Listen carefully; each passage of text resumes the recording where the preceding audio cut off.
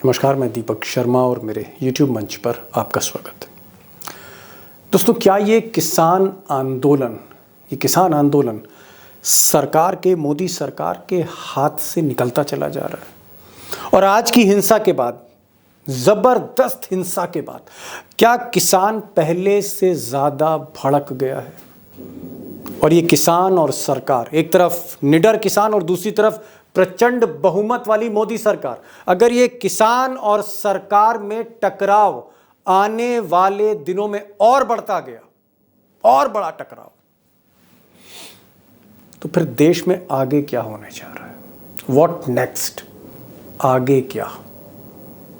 दोस्तों, सच ये है कि एक तरफ मोदी सरकार बेहद प्रेशर में, बेहद दबाव में आ गई है और रात भर मीटिंग्स का दौर सरकार में जारी है। चाहे वो पीयूष गोयल हो, कॉमर्स मिनिस्टर हो, चाहे वो एग्रीकल्चर मिनिस्टर अर्जुन मुंडा हो, चाहे वो प्राइम मिनिस्टर ऑफिस हो, मोदी का दफ्तर हो, मीटिंग्स पर मीटिंग्स अधिकारियों के साथ, मंत्रियों के साथ, लेकिन कोई ठोस हल, कोई ठोस उपाय, सॉल्यूशन उसके करीब अभी भी सरकार नहीं। उस पर मैं आऊंगा, लेकिन आज जो बड़ी घटना हुई जिसने सरकार को और प्रेशर में ला दिया है, वो घटना है ये जो नौजवान है, 21-22 साल का नौजवान शुभकरण सिंह, बठिंडा का रहने वाला है और ये भी उसी आंदोलन में था। इसके, ऐसा लोग कहते हैं, आरोप है कि इसको गोली लगी, पुलिस की गोली लगी, किसानों का आरोप है, और ये गोली सिर पर लगी, ये किसान नेताओं का आरोप है। और शुभकरण की मौके पे ही मौत हो गई। अब हरियाणा पुलिस ने बार बार डिनाई किया है कि पुलिस ने गोली नहीं चलाई, सरकार का फायरिंग करने का कोई आदेश नहीं था, कोई ऑर्डर नहीं था। आंसू गैस जरूर छोड़े जा रहे थे, रबर बुलेट जरूर चलाई गई, लेकिन किसी 303 की बंदूक से कोई गोली नहीं निकली, पुलिस के असलहे से फायर नहीं हुआ, ये सरकार का कहना है। और किसानों का आरोप है कि गोली लगी है। उधर जो हॉस्पिटल है पटियाला में, और यहाँ पर मैं द क्विंट की रिपोर्ट, बहुत इंपॉर्टेंट पहलू है, द क्विंट जो मैगजीन है, न्यूज़ मैगजीन और अडानी साहब की मैगजीन है, इसमें एक स्टोरी है, न्यूज़ आइटम है, जिसमें ये कहा गया है कि 3 बजे जब ये जो बच्चा है, जो बेटा है, नौजवान है, इसको लेके अस्पताल गए, तो वहाँ पर डॉक्टर साहब थे हरनाम सिंह, जो मेडिकल सुपरिटेंडेंट थे, सरकारी अस्पताल है राजेंद्र हॉस्पिटल पटियाला का। उन्होंने कहा कि साहब, जब ये लड़का आया तो ये ऑलरेडी डेड था, ही वॉज ऑलरेडी डेड, इसकी मौत हो चुकी थी। और उन्होंने कहा द क्विंट से कि लगता है कि जो मौत हुई है ये सर में गोली लगने से हुई है, bullet injuries in the head, bullet injuries in the head. अब अगर ऐसा है तो फिर ये बहुत ही शर्मनाक घटना है, जहां पर आपने देश के किसान को गोली से मार दिया। हालांकि अब असली सच क्या है, ये तो पोस्टमार्टम रिपोर्ट के बाद इसका खुलासा होगा कि वाकई क्या बुलेट इंजरी थी या फिर कोई और हेड इंजरी थी। बहरहाल, इस पूरे मामले ने इस पूरी घटना को बेहद संगीन कर दिया है और किसानों ने 2 दिन के लिए इस आंदोलन को स्थगित कर दिया। किसान नेताओं का कहना है कि शुभकरण सिंह अकेला नहीं है, कई और लोगों को भी गंभीर चोटें आई हैं। अब वो गोली की चोटें हैं, रबर बुलेट की चोटें हैं, तो बाद में पता लगेगा। लेकिन एक और बड़ी बात कही कि कई किसान अभी भी मिसिंग हैं, लापता हैं। बड़ी बात दोस्तों, कई किसान अभी भी लापता हैं और शुभकरण इकलौता नहीं है जो आज जिसकी मौत हुई है। सुनिए, पहले आप सुनिए क्या कहते हैं किसान नेता। खनौरी बॉर्डर के ऊपर शुभकरण सिंह, जो 23-22 साल का नौजवान, उनकी मौत हो गई है और 3 और गंभीर जख्मी हैं, जिनमें से अभी मिसिंग पर्सन भी बहुत ज्यादा हैं। अब दोस्तों, आज जो मैं समाचार आपके सामने रख रहा हूं, ये कोई देश की बहुत अच्छी तस्वीर जाहिर नहीं करते हैं। दुखद घटनाएं हैं और खासकर जिस तरह से इलेक्शन की तरफ ये देश बढ़ रहा है, इलेक्शन के मुहाने पर गोलीबारी, आंसू गैस, धरना प्रदर्शन, हिंसा, मौत, कई लोग लापता, नॉट अ गुड साइन।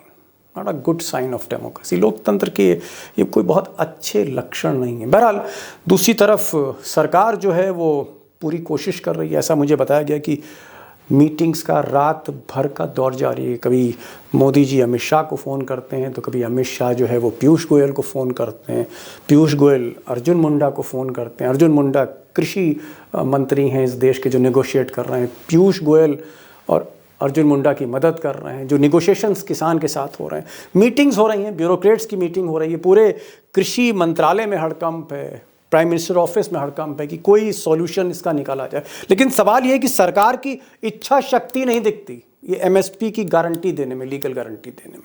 और सरकार अभी भी किसी ठोस हल की तरफ, किसी सॉलिड सॉल्यूशन की तरफ नहीं बढ़ रही है। हकीकत ये है। और हकीकत ये भी है कि अब मोदी सरकार के पास 2 दिन का वक्त है, 48 आवर्स, 48 घंटे हैं। आज शाम से 48 घंटे हैं, क्योंकि 48 घंटे का एक तरह का आप कह सकते हैं आंदोलन को रोक दिया गया है। जितने किसान नेता हैं, जिन जिन घरों में बच्चे या किसान लापता हैं, जो मिल नहीं रहे, जो गुम हो गए, उनके साथ क्या हुआ, या कहीं पर मौत हो गई, या कहीं पर कोई आईसीयू में भर्ती है, बहुत ही सीरियसली इंजर्ड है, उनके घरों पर वो जाना चाहते हैं। और फिर वो डिसाइड करेंगे 2 दिन बाद कि अब आगे क्या। लेकिन जो खबरें आ रही हैं वो ये हैं कि किसान झुकने को तैयार नहीं। एक तो पंजाब का किसान, सरहदी किसान, सिख, फिर उसमें से जाट, वो किसान जिसका एक भाई बॉर्डर पर है और एक भाई सिंधु बॉर्डर पे, एक भाई पाकिस्तान के बॉर्डर पे खड़ा है, एक भाई चीन के बॉर्डर पे खड़ा है, और जो दूसरा भाई है वो सिंधु बॉर्डर पे खड़ा है। अब ये जो डीएनए है पंजाब के किसानों का, जवानों का, अब ये कितना झुकेंगे? क्या ये पीछे हटेंगे? क्या ये जो आज घटना हुई है गोलीबारी की, इससे घबरा जाएंगे, झुक जाएंगे, सरेंडर करेंगे, या फिर ये आगे बढ़ेंगे, कूच करेंगे? क्या एक बड़ा कन्फ्रंट्रेशन होने जा रहा है, एक बहुत बड़ा टकराव होने जा रहा है। बड़ी घटना है। खबर की सनसनी नहीं, खबर कि अगर आप भीतर उतरेंगे, तो मैंने पहले भी कहा खबर अच्छी नहीं है, लेकिन समझना इसलिए ज़रूरी है क्योंकि हाल तो अपने देश का है। क्या होने जा रहा है चुनाव के मुहाने पे। आज 3 एक्सपर्ट हैं। एक हमारे साथ सिंधु साहब हैं, जगदीप सिंधु, जो बॉर्डर पर हैं, वो आपको हाल बताएंगे क्या हो सकता है। हमारे साथ आज मान साहब हैं। मान साहब दरअसल किसानी के एक्सपर्ट हैं। एमएसपी हो, किसान संगठन हो, जत्थेबंदियाँ हो, इन सबको समझते हैं, सरकार का रुख समझते हैं। ये भी अपनी राय रखेंगे। और अशोक वानखेड़े जो पल पल की जानकारी ले रहे हैं, दिल्ली सरकार से लेकर पंजाब सरकार, हरियाणा सरकार, वो भी होंगे। गौर से सुनिएगा, ये एक ऐसी तस्वीर है जो चुनाव पर बहुत बड़ा असर डालने जा रही है। चलते हैं सीधे एक्सपर्ट्स के पास। पहला सवाल मेरा टाइगर के से है, फिर मैं जगदीप जी के पास जा रहा हूं। टाइगर, ओवरऑल सिचुएशन क्या लग रही है आपको इस वक्त? अगर मैं आपसे पूछूं, क्या टकराव की स्थिति बढ़ रही है किसान और सरकार के बीच में? किसान और सरकार के बीच में टकराव की स्थिति बढ़ रही है। स्थिति बहुत खराब है। उत्तर प्रदेश में किसान नेताओं की धरपकड़ हो रही है, अरेस्ट हो रहे हैं। और आज जो उस बॉर्डर पे हुआ, जो मुझे लगता है जगदीप जी विस्तार से बताएंगे आपको, लेकिन एक की मौत की खबर आई है और वो इंजरी जो है वो बुलेट की है। इसका मतलब फायरिंग हुआ है। हरियाणा पुलिस मना कर रही है, लेकिन जो फायरिंग के फोटोग्राफ, मतलब जो वुंड के फोटोग्राफ देखे मैंने उस शहीद के, 21 साल का लड़का है। मुझे लगता है कि ये खबर जब पूरे पंजाब में, हरियाणा में फैलेगी या देश भर फैलेगी, इसका एक रिपल्केशन होगा। लेकिन दीपक भाई, मैं भगवान से प्रार्थना करता हूं कि पहली बार मैं जो कुछ बोलूं वो साबित नहीं हो। मैं भगवान से फिर से प्रार्थना करता हूं कि जो मैं बोलने जा रहा हूं वो ये ना हो। इस भगवान के प्रार्थना के साथ मुझे लगता है कि क्या हम जालियनवाला बाग 2 के लिए तैयार होना चाहिए? क्या एक नया जनरल डायर दिल्ली में बैठा हुआ है? क्या किसानों के ऊपर वैसा ही जालियनवाला बाग में जो हुआ वो फिर से होने वाला है? ये आशंका मुझे जिस हिसाब से पुलिस आक्रामकता दिखा रही है और पंजाब बॉर्डर पे ही इस आंदोलन को समाप्त करने का या रोक देने का प्रयास कर रही है, ये एक भयावह इंडिकेशन है। क्योंकि किसान नहीं, शांति प्रिय तरीके से बात कर रहा है, किसान ड्रोन झेल रहा है, किसान सब कुछ कर रहा है, लेकिन किसानों को यदि आप भड़काओगे तो मैं एक बात बता दूं आपको कि वो जनरल डायर था जिसने किसानों को गलफत में पकड़ के फायरिंग पे मार डाला था।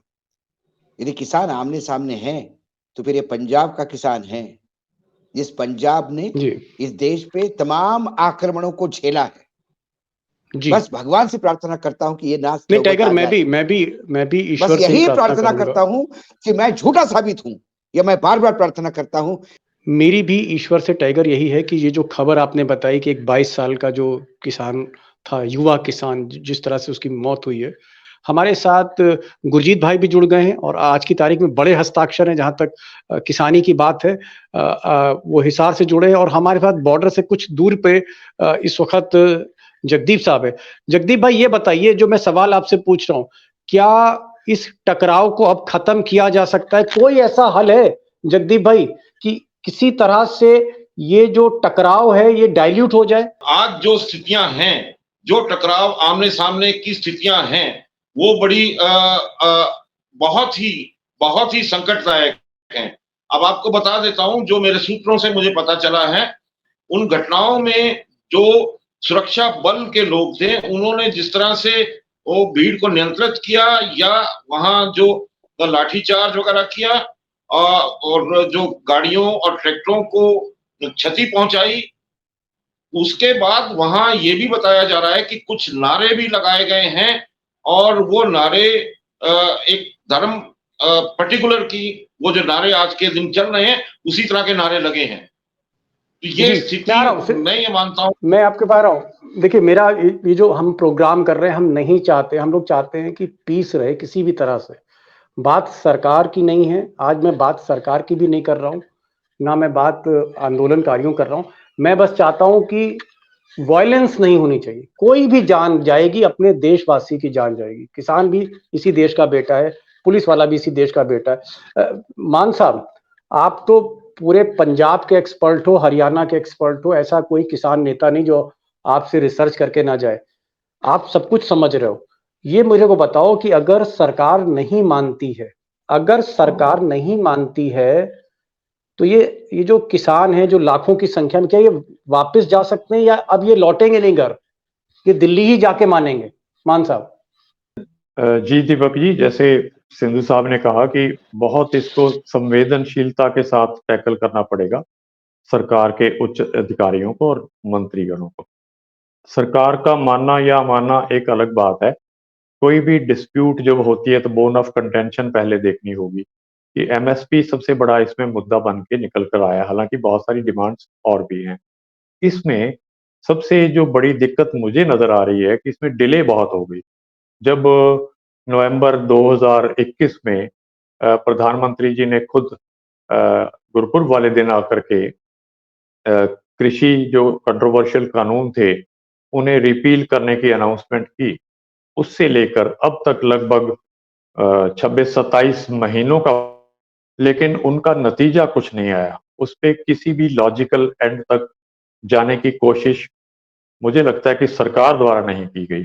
अगर ऐसा होता, या मैं तो यहाँ तक भी कहता हूँ कि अगर अगर जैसे हमारे कुछ इकोनॉमिस्ट कहते हैं कि एमएसपी पॉसिबल नहीं है, तो government should have come with clean hands कि देखिए आपकी डिमांड वाजिब हो सकती है, लेकिन हमारे लिए ये पॉसिबल नहीं है कि इतना बड़ा खर्च जो है देश अभी नहीं सहन कर सकता, और वो कह देना चाहिए था समय रहते। उसके बाद हो सकता है कुछ किसान रुष्ट हो जाते, कुछ सरकार की बात समझते, कुछ औरों को समझाते, तो सिचुएशन डिफ्यूज हो नहीं, जाती। नहीं, अगर अगर ये सरकार नहीं मानी बात, तो आपको क्या लगता है कि ये किसान घर लौटेंगे, ट्रैक्टर वापस जाएंगे, गांव जाएंगे, या अब ये ट्रैक्टर दिल्ली जाएंगे? आपको क्या लग रहा है? दिल्ली जाएंगे या नहीं वो देखो सरकार के बंदोबस्त पर होता है। जिस तरह का बंदोबस्त इस दफा किया गया है, खास करके हरियाणा में, ऐसा कभी मैंने अपनी जिंदगी में नहीं देखा।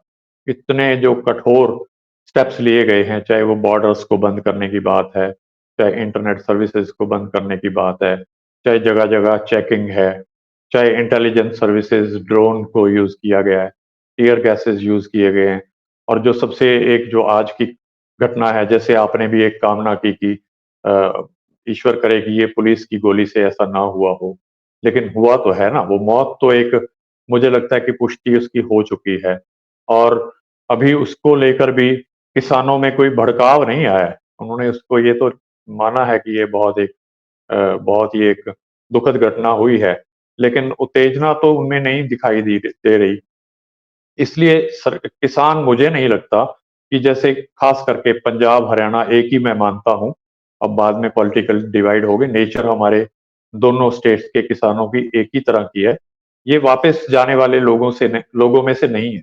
ये वही लोग हैं जो इंटरनेशनल बॉर्डर्स पर देश की रक्षा करते हैं, वहां से भी ये कभी लौटे नहीं, शहीद हो जाते हैं। वही लोगों के बच्चे बेटे किसान हैं, वही लोगों के बेटे जवान हैं, तो वापस नहीं आएंगे। टाइगर बड़ी बात कही, उन्होंने कहा ये दो भाई हैं, एक भाई सिंधु बॉर्डर पर है जो किसान है और उसका दूसरा भाई बॉर्डर पे खड़ा है, पाकिस्तान के बॉर्डर पे खड़ा है। और इन दोनों भाइयों की खासियत, इनका डीएनए ये है कि ये शहीद हो जाएंगे, वापस नहीं लौटेंगे, ये पीठ नहीं करते। तो अगर ये पंजाब के किसान अगर ये इस लेवल पे पहुंच गए कि अब हम वापस नहीं जाएंगे, अब चाहे कुछ हो जाए, मुझे लगता है कि मोदी सरकार को अब क्या करना चाहिए, इलेक्शन से कहीं ज्यादा जरूरी इसमें हल निकालना है। लाखों किसान हैं, अब क्या सरकार को करना पड़ेगा? देखिए दीपक भाई, मानवीय चेहरे और मानवीय चरित्र के साथ ही आप ये अपील कर सकते हो।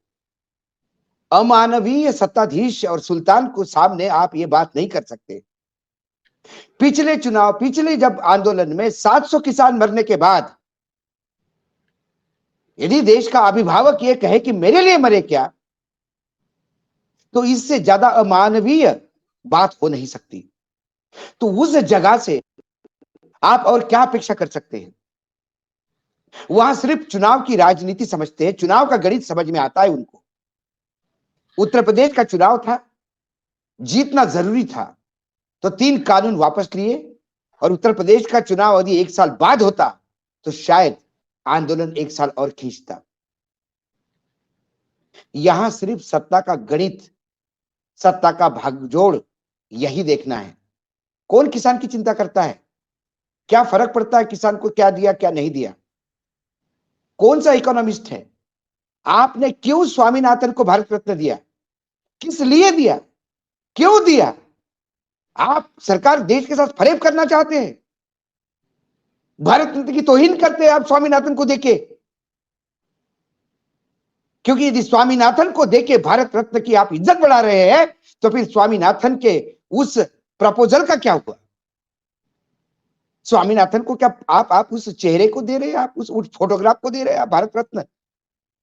स्वामीनाथन की उस रिपोर्ट को भारत रत्न मिला है जिसने ग्रीन रिवॉल्यूशन किया है। और इस देश में जो हरित क्रांति हुई है वो पंजाब और हरियाणा में हुई है।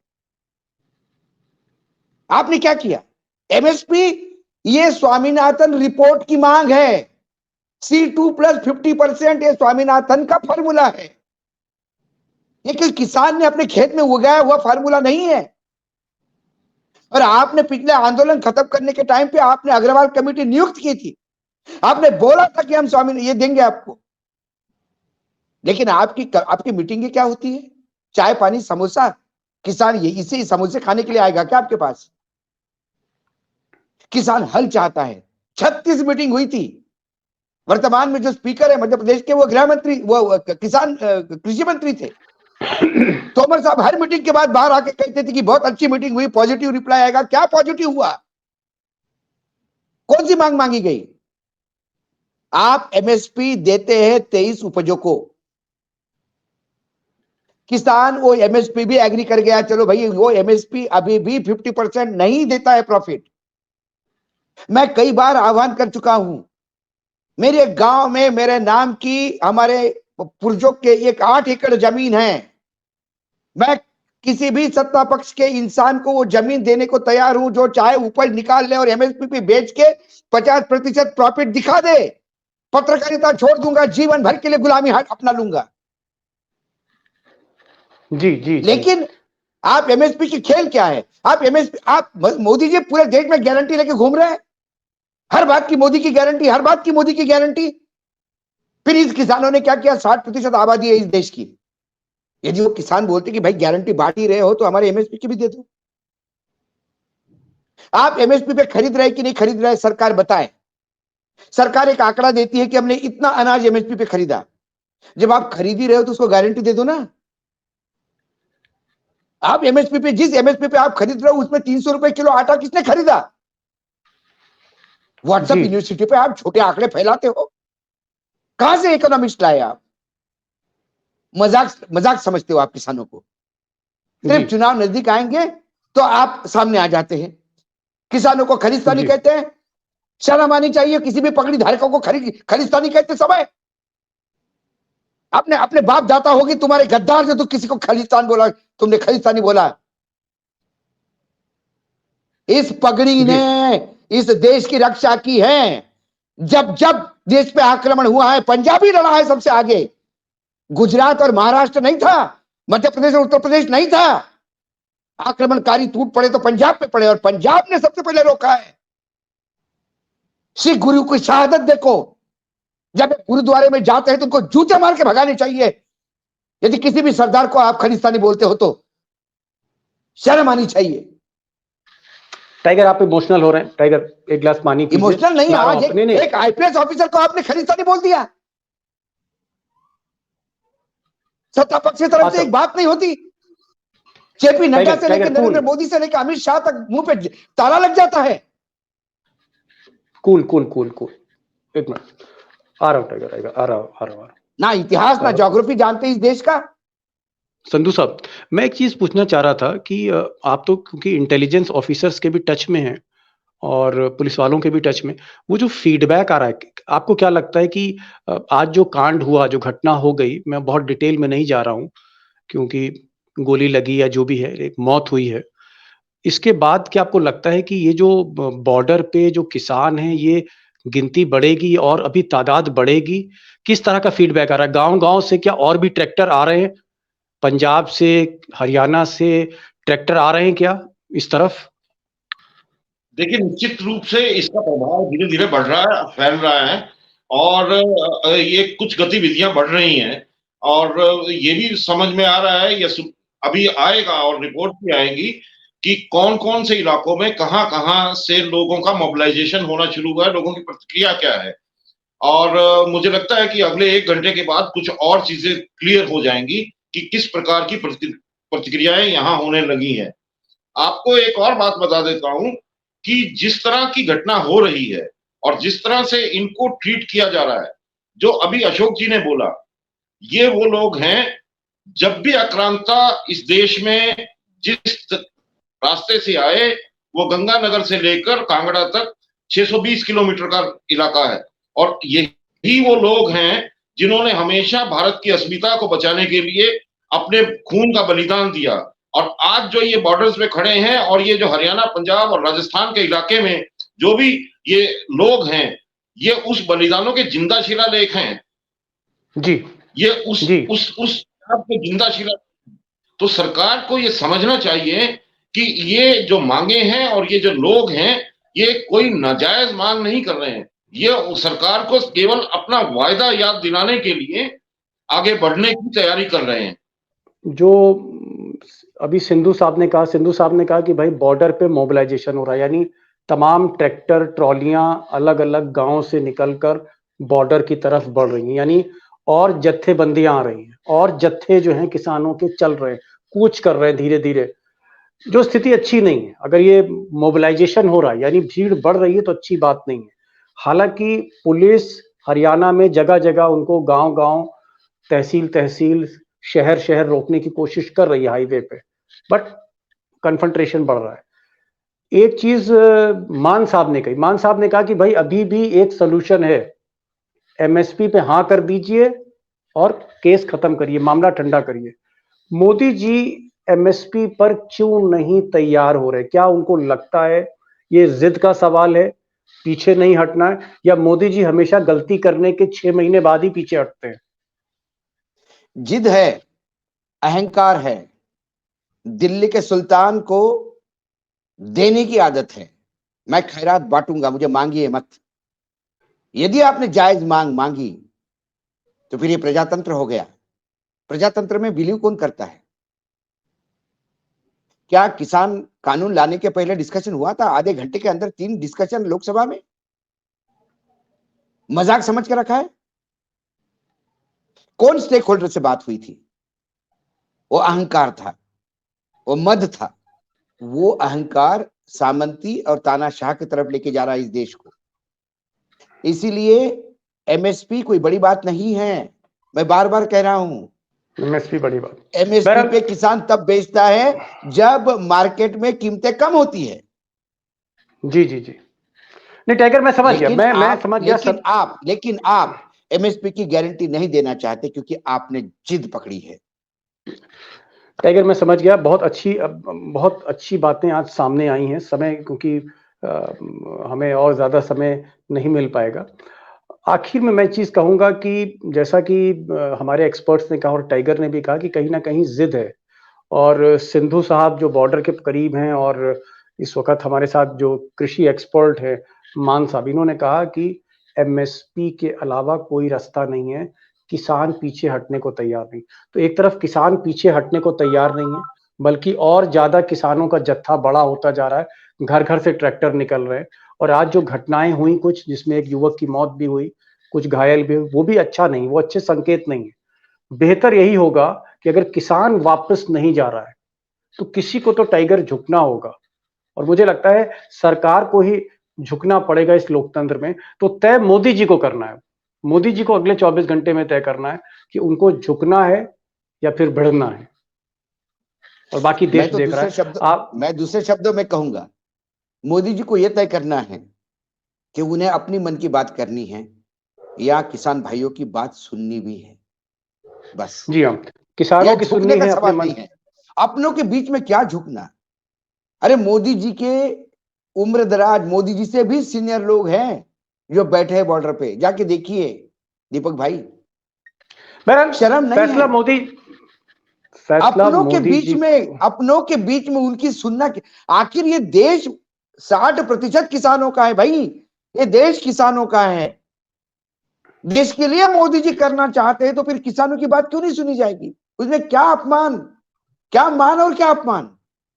यदि आप अपने को प्रधानमंत्री माने तो, लोकतंत्र माने तो, संविधान माने तो, मतदाता माने तो, किसान माने तो, आप खालिस्तानी मानो, अपने आप को तानाशाह मानो, इस संविधान को मानो मत और लोकतंत्र को पैरों के नीचे कुचलो लो, तो फिर कुछ भी नहीं।